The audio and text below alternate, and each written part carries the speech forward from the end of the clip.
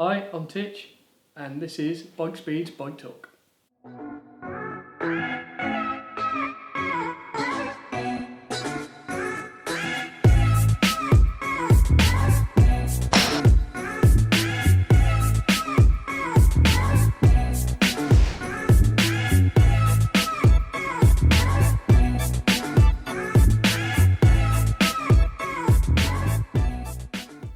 Yeah, cycling started because of football, believe it or not.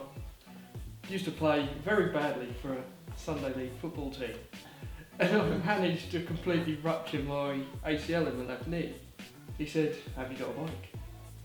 I said, "Yeah, I've got a mountain bike." He said, "Well, if you get on that, start riding, that'll increase your muscle strength around the knee, so that the recovery from the operation will be so much more successful." So I ended up going to shop, buying a road bike, and started off doing 5 miles thinking you're a legend.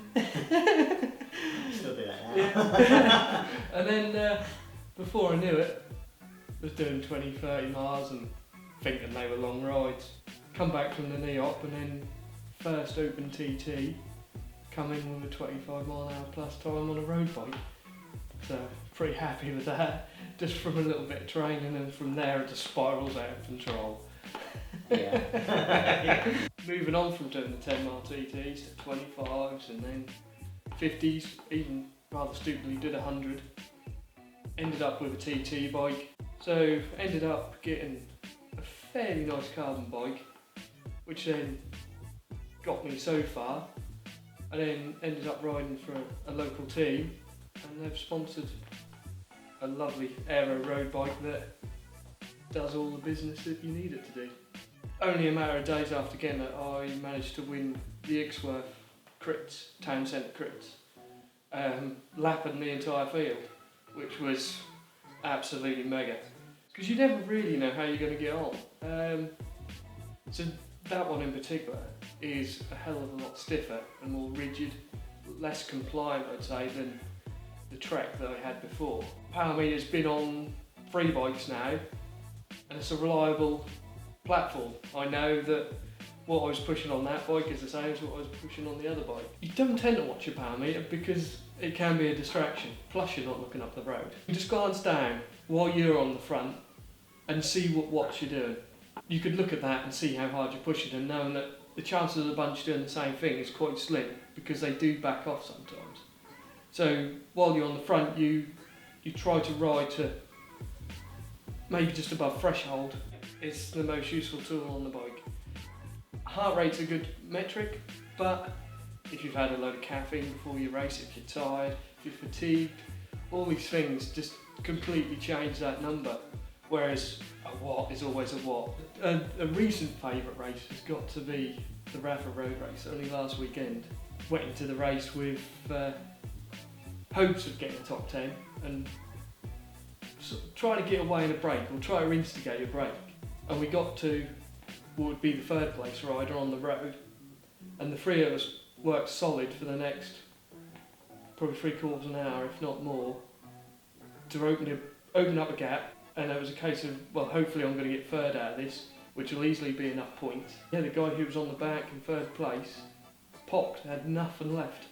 So it was just down to me and the Cambridge University rider to duke it out on the hill. So he opened a bit of a gap, got about halfway up the hill, and I started to claw him back because I was trying to pace it, because I wanted to get to the end in 2nd at least. And I started to catch him again, but I think maybe he was just having a rest. That was a well-deserved win for him because he was working hard, and I was pleased to get a 2nd, 25 points, and 19 more than I needed. So it was a good day. The bike was probably quite a key part, because while we were away battling into a headwind, the bike, being an aero bike, did add something to it. And knowing that every ounce of energy that was going through those pedals was into a solid bike meant that you got confidence you were going to get away and get over and stay with the brake.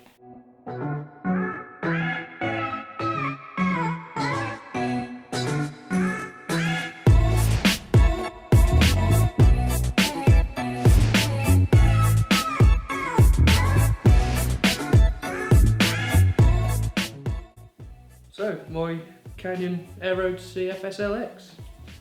It's a dinky one, it's an extra small, so this is 10mm longer than the standard stem setup that would come with a bike, just to allow me to have a better reach. We've got a different saddle on it, we've now got a specialised power saddle, more for comfort than anything. Seabear bottom bracket bearings, just for creek free riding and longevity. Seabear jockey wheels, which are ceramic bearings inside there as well, just for those extra little gains of watts if they're available. The cranks aren't group set, they're Dura-Race, they're just a personal favourite of mine which have been with me for a few years. Sprint shifters fitted on the inside of the bars.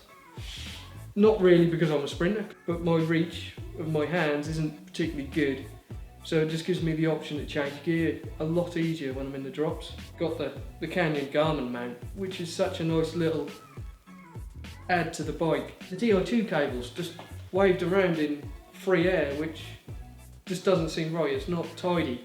So we've got a bit of swing tube over the Di2 cable to the rear brake cable just to tidy things up. But that wasn't a 5-second job. I can see why some people just go with electrical tape. It's a much quicker fix. The tyres are Continental GP Attack and GP Force, which are standard on the bike. But to be fair, probably going to become my go-to tyre. They give such great confidence in the corners that I think they will be the ones.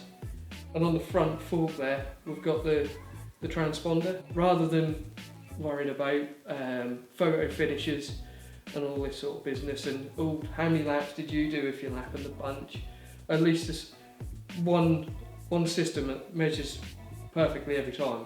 Shifters are Ultegra R8000 Di2 with just cable rim brakes. We've then got the Sprint shifters, which are universal to both Dura-Race and Ultegras. Ultegra direct mount front and rear brakes, which are absolutely brilliant.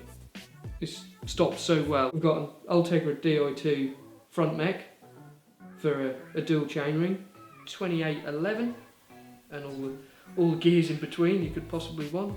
An Ultegra chain, which has been wax treated. The Dura-Race chain set with the power meters, which are last series, so there are 9,000, and then I suppose that just leaves us the bottle cages, which are tax, cheap and cheerful.